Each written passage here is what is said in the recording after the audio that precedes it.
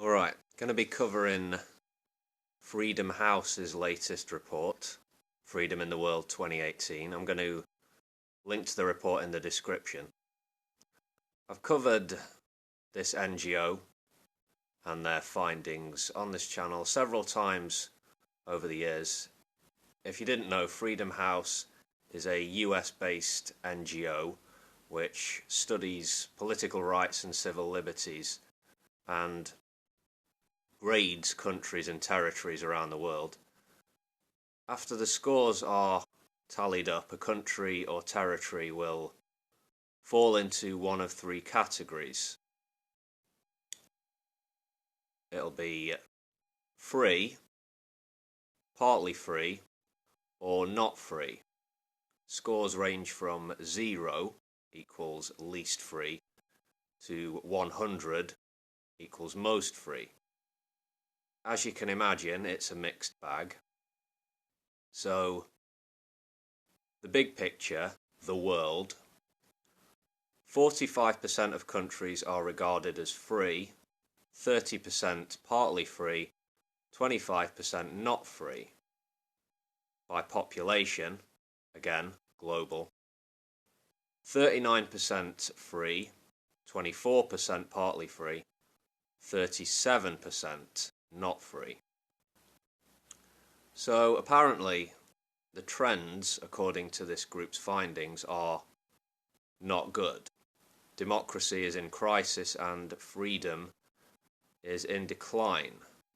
To read from the key findings part,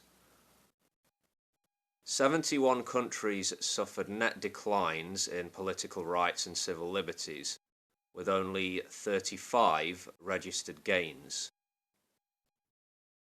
This marked the 12th consecutive year of decline in global freedom. The United States retreated from its traditional role as both a champion and an exemplar of democracy amid an accelerating decline in American political rights and civil liberties. In the Democracy in Crisis section, Michael J. Abramowitz, current president of Freedom House, writes, quote, "Political rights and civil liberties around the world deteriorated to their lowest point in more than a decade in 2017, extending a period characterized by emboldened autocrats, beleaguered democracies, and the United States' withdrawal from its leadership role in the global struggle for human freedom," unquote. This NGO has come in for some sharp criticism in the past. I don't think their findings have gone over so well in Russia. Not so well with the Russian regime, I should say. But yeah, Freedom House has rightly, in my view, identified Russia as an enemy of democracy, using sophisticated disinformation campaigns and looking to undermine democratic institutions in Europe and in North America. And obviously China, as well, as a totalitarian, authoritarian regime, is extending its influence globally. Certain regions of the world, Eurasia, North America and the Middle East, are considerably worse off in terms of undemocratic, repressive governments. Turkey is basically a dictatorship now under Erdogan. He's been centralizing power in his presidency for a while, and he took full advantage of the failed coup in July of 2016, cracking down on opposition and the media.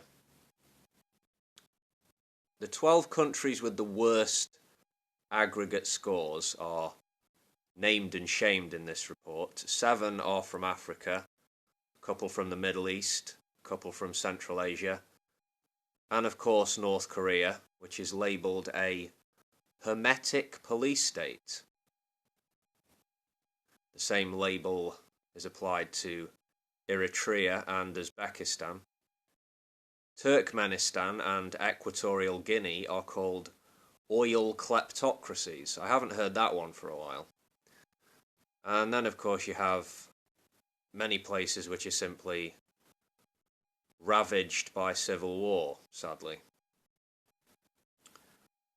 If you read the whole thing, you will see it's not all bad news, but good news appears to be in the minority.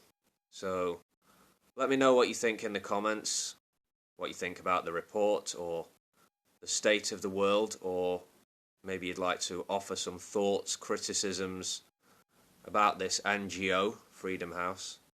Whatever you want to address, yeah, feel free to do that. And I will see you next time, folks.